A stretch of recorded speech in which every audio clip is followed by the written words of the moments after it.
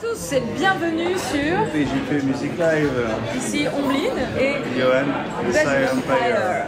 Bonjour Chloé. Bonjour Omblin. Alors est-ce que tu pourrais présenter un peu le groupe?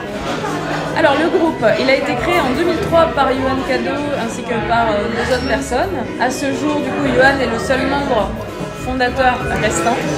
Le line-up tel qu'il est constitué aujourd'hui, en fait c'est une équipe qui a à peu près 5 ou 6 ans, donc avec des personnes qui se sont jointes au groupe lors de la tournée avec Rhapsody.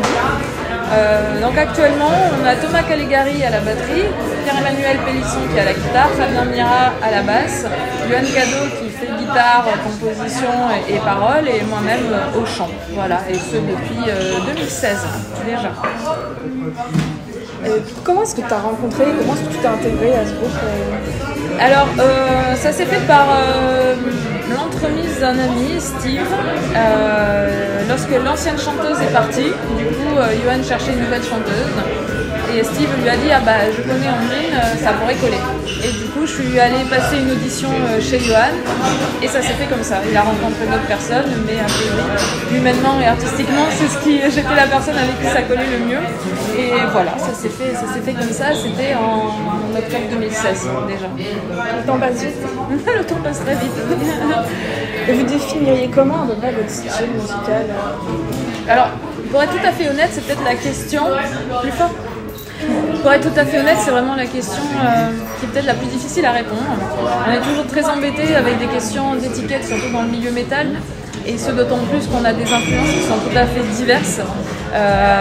Donc pour faire simple, on dit power metal moderne, mais en vrai on a des influences tribales. Moi j'ai des influences plutôt tout ce qui est chant polyphonique, j'aime beaucoup tout ce qui est musique, tout ce qui est ethnomusicologie, musique voilà, du monde.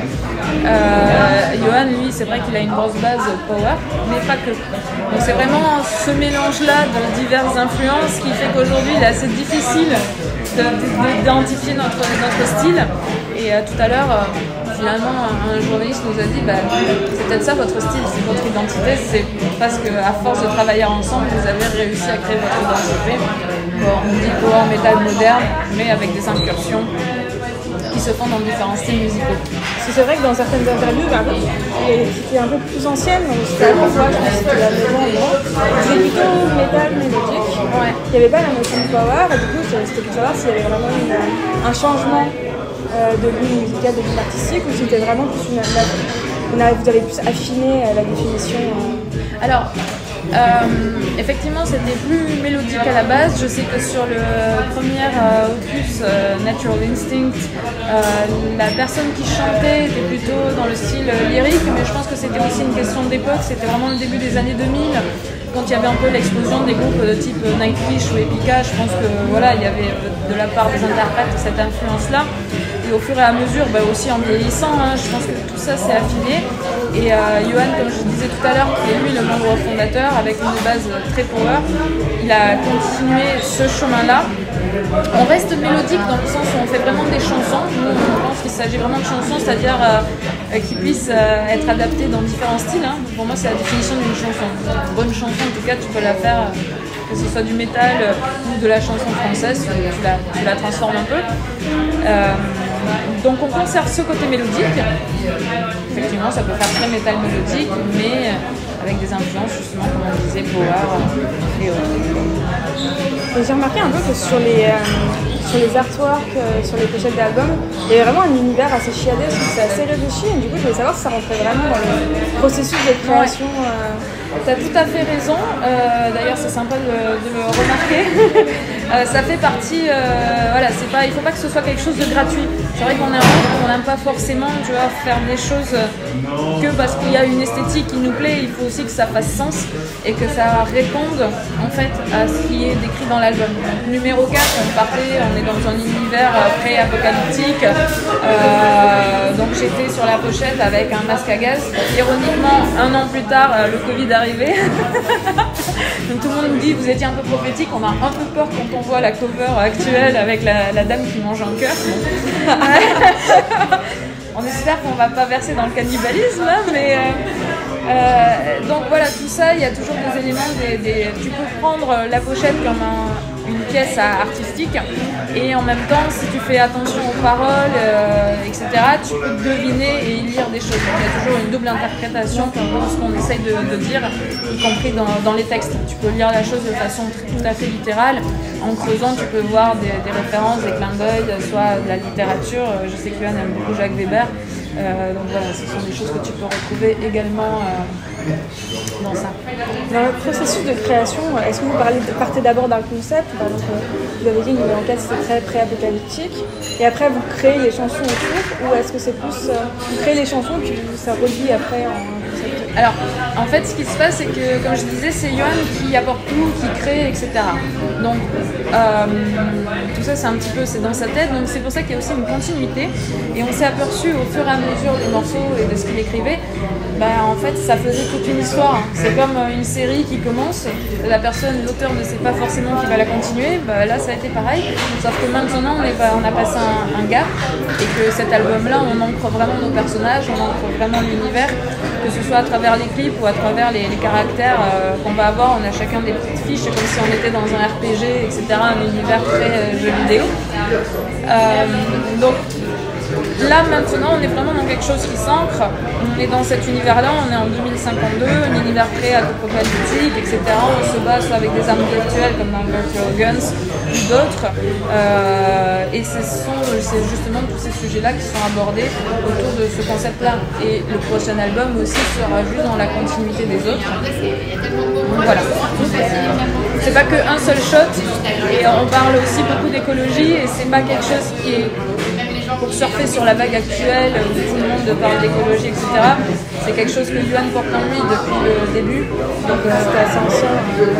Ça s'ancre en fait dans cette réalité-là. Du coup, tu viens de parler de personnages. Est-ce que tu peux nous en dire plus à peu près Est-ce que tu peux nous en dire plus à ce propos-là? Alors en fait, on est tous ce qu'on appelle les fighters. C'est vrai que c'est un terme qu'on utilise beaucoup sur les réseaux sociaux.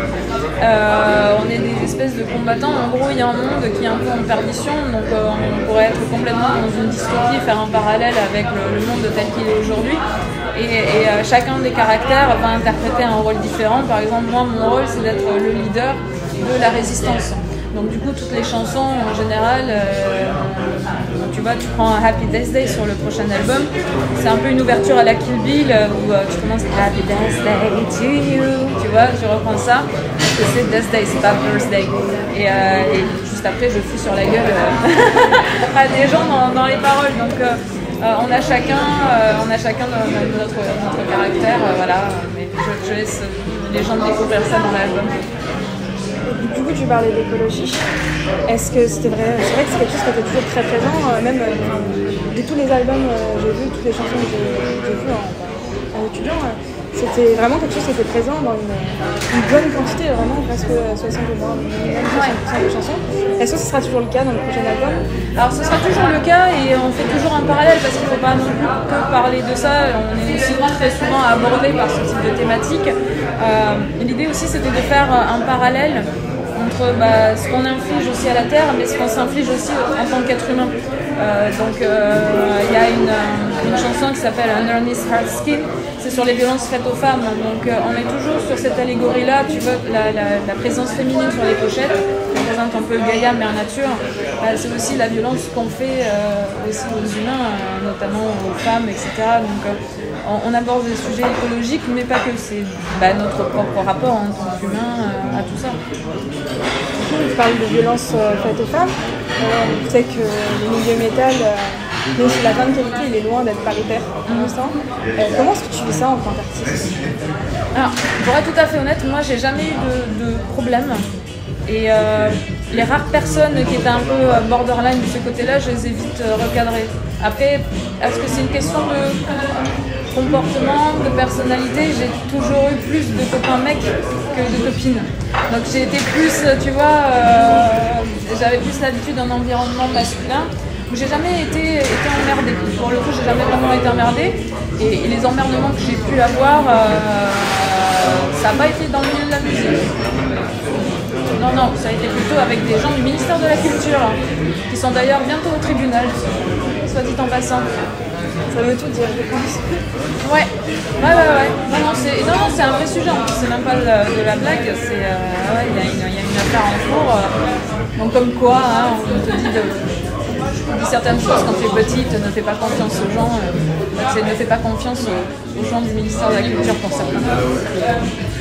Donc, du coup, il y a un prochain album qui sortira en mars, c'est ça Ouais.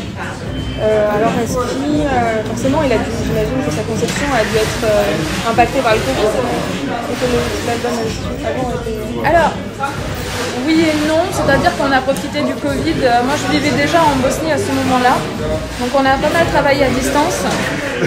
Et finalement, on était dans ce processus-là de création. En fait, ce qui a plutôt impacté l'album, c'est le numéro 4, c'est qu'on n'a pas pu le défendre. Parce que tout est tombé à l'eau. Et d'ailleurs, on subit encore ces conséquences-là, dans le sens où plein de groupes qui devaient jouer en 2020 ont été décalés. Donc du coup, quand toi, t'es moins important, bah, tu redécales encore d'une ou 2 années. Et là, actuellement, c'est ce qui se passe un peu. Donc c'est plutôt ce en quoi le Covid nous a impacté, dans le fait qu'on n'a pas pu vraiment défendre numéro 4. On a fait 3 dates avec Demons and Wizards par exemple, et après ça a dû s'arrêter. Donc là il y avait vraiment ce côté frustrant de ne pas pouvoir défendre l'album. Et encore que je pense qu'on peut s'estimer chanceux, c'est qu'on n'a pas sorti un album juste au moment où le Covid démarrait. Parce que ça, c'est arrivé à certains de nos amis et je pense que c'était la pire chose parce que là, clairement, ton truc qui passe sous les radars, personne n'en parle parce que de toute façon, tout le monde est tellement flippé que t'as pas envie de parler de musique à ce moment-là. Donc voilà, on a un petit peu échappé à ça. On a pu continuer à créer, on a pris le temps de le faire et voilà. Bonjour Johan. Un nouveau joueur. On va intégrer donc Johan, membre fondateur. C'est Johan ou Johan? Johan. Alors, enchanté. Est-ce que ça Enchanté. va? Bah ça va bien, ça va très bien. Alors, on va continuer là où on en était Bah, avec, non bien sûr, moi je suis venu vous embêter là, mais... avec Omblin. Du coup, je me demandais à quoi est-ce qu'on peut s'attendre pour ce prochain album. Je suis arrivé. Tu viens d'arriver, vas-y, parle. Une sorte de... Je sais pas ce que tu as dit avant, je ne veux pas faire de répétition, mais une sorte de suite logique par rapport à numéro 4. Ça j'ai dit. C'est bien, on est d'accord. Ensuite, on met toujours l'accent sur le côté accrocheur des choses, des refrains vraiment accrocheurs, et avec des textes aussi, un univers, des choses qui sont parfois un peu plus... on va dire lourde, avec un poids un peu plus dur si on regarde les paroles un peu plus en détail par rapport aux musiques, mais au moins on peut se détendre avec la musique. Et puis, mais pas avec les paroles. Avec les paroles, c'est un peu moins détendant. Voilà, on explore. Et puis des recherches, c'est-à-dire c'est la continuité, mais c'est en plein d'expérimentation vocale, dans les arrangements, dans les ambiances. Des morceaux, c'est vraiment ça qui nous amuse. On aime bien tester plein de choses au niveau vocal et musical, et tout en essayant de garder ce fil conducteur puissant et mélodique. Voilà, et puis la suite de l'histoire. Donc là, on a passé l'apocalypse, c'est bon? Ah, pas encore. C'est pas, non, Ça pour dépend l'instant. si tu vois le verre à moitié vide ou à moitié plein. Ça dépend quel est ton curseur d'espoir. Parce que faut voir si l'apocalypse c'est vraiment un instant T ou est-ce que est-ce qu'elle a déjà commencé? Et est-ce qu'il y a de nouvelles influences musicales dans cet album-là ou pas? Probablement, ouais. Probablement, je dirais que des peut-être encore dans l'aspect hors métal, genre Sia probablement. C'est vrai qu'on a plus affirmé notre côté pop, parce qu'il y a des choses qui sont très bien dans la pop, et des choses qu'on avait commencé dans Sex, Drugs and Scars, par exemple. Et on s'est dit, finalement c'est plutôt bien passé. Alors qu'au début on était là, putain, on va se faire lyncher par les puristes. Et finalement ça s'est bien passé, et nous c'était quelque chose qu'on avait envie. Après, comme disait Johan, ce sont des chansons qui sont très énergiques, etc. Ça donne aussi envie de sauter pour beaucoup d'entre elles. Et la pop aussi propose ce genre de choses-là, donc je pense qu'on a creusé un peu plus, en affirmant en tout cas cette identité-là. Et donc parfois des trucs un peu plus, encore plus pop, et à l'inverse des choses un peu encore plus extrêmes, comme dans certains passages de The Crown ou Joy qui vont encore plus dans l'extrême. Et puis il y a Underneath Our Skin, Happy Days Day qui sont différentes. Ok. Et alors, j'imagine que ça parle toujours de l'écologie. J'ai cru comprendre que ça tenait à cœur. Oui, bah c'est... voilà, il va bientôt être dans mon dos, j'en ai un là, c'est quelque chose que je porte en moi depuis plus de 20 ans maintenant. Certains choix même que j'ai fait dans mes études, des trucs comme ça, ont été portés par ça dès la fin des années 90, même certains choix de vie. Et effectivement, l'environnement, la planète au sens large, avec toutes les espèces qui la peuplent, c'est important. Ouais. Et du coup, est-ce que tu penses maintenant que, bon, j'imagine que la prise de conscience, elle est faite, est-ce que tu penses qu'il y a du mieux quand même? Il y a une prise de conscience, il y a effectivement, je vois, ça m'arrive de donner des cours aussi en école et je vois dans certains plus jeunes des gens qui font des choses, ce qui manque encore peut-être cruellement. Alors c'est difficile aussi, c'est un sujet très vaste, on pourra en parler pendant des heures et puis tu ne peux pas considérer que la France. Déjà, ça c'est une erreur qui est souvent commune de considérer que la France ou que l'Europe, il faut vraiment considérer le monde complet. Ce qui est encore trop présent, je pense, c'est que beaucoup trop de personnes se disent c'est pas à moi de faire quelque chose, c'est à l'autre. C'est pas le cas pour tout le monde, il y en a qui font, mais c'est encore un peu trop... Je pense que toi, le vrai progrès partira d'en bas et pas d'en haut. Il partira de tous, ouais. Il partira des deux côtés, mais en tout cas, il ne faudra pas attendre tout d'en haut, quoi. Il y a par exemple ce que font les festivals, entre autres, où ils essayent de mettre des toilettes sèches, de la nourriture un peu plus locale, végétarienne, des choses comme ça, c'est quand même important. Chaque démarche, aussi petite soit-elle, pour moi, elle est importante. Au moins, tu peux te regarder dans la glace aussi sur certaines choses. Okay. Et, vous avez des projets pour la suite après la sortie de cet album? Autre chose? Pourquoi c'est moi? Non, alors on fait une petite session, on va dire, écoute, release party au Feel Good le 30 mars. Donc une semaine après la sortie de l'album. Voilà, donc on invite tous les gens qui ont envie de se joindre à nous pour boire une bière ou plusieurs à venir ce soir-là. Et ensuite le 14 avril à la Péniche Antipode avec nos amis d'Attractive Chaos. Et là, on est en discussion pour plusieurs autres événements, mais plutôt pour l'automne. Voilà. Merci en tout cas de nous avoir rejoints. Avec plaisir, désolé de m'être incrusté comme ça. Est-ce que vous avez un petit mot pour la fin? Oui. Oui. C'est une blague.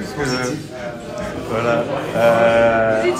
Non, juste quelque chose, si vous aimez un artiste, que vous souhaitez le soutenir, voilà, n'hésitez pas à aller vous rendre sur les plateformes pour l'écouter parce qu'aujourd'hui c'est fondamental pour se faire connaître. Les labels, dirigeants et autres se basent sur le nombre de followers, Spotify, Deezer, etc. Et donc du coup, si vous souhaitez nous aider ou d'autres, n'hésitez pas, voilà, un petit clic. Un petit clic s'il vous plaît, ça fait un peu ça, mais non, en vrai c'est hyper important, ça permet aussi de soutenir de notre façon et de façon assez simple quand on est chez soi. Donc, et puis venez nous voir en concert. Ouais, voilà. On s'amusera bien. Et après prenez du plaisir juste à écouter l'album. Prenez du plaisir tout court, j'ai envie de dire. Voilà, c'est vrai. Donc, pour rappel, votre album, c'est quoi? Coming in You. Voilà. Sortira en mars. 24 mars. 24 mars 2023. Et voilà. Merci. Merci.